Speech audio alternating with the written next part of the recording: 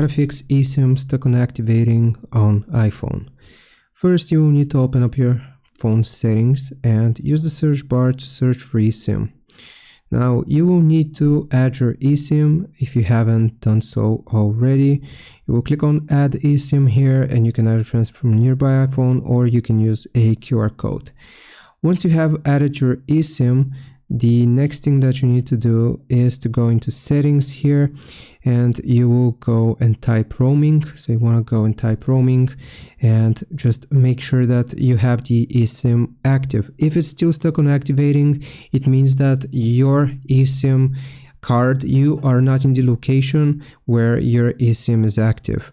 If you, for example, got an eSIM for India, then you will need to go to India to enable that eSIM. Once you have landed, then it's going to connect you to a local network and you will be able to use your eSIM.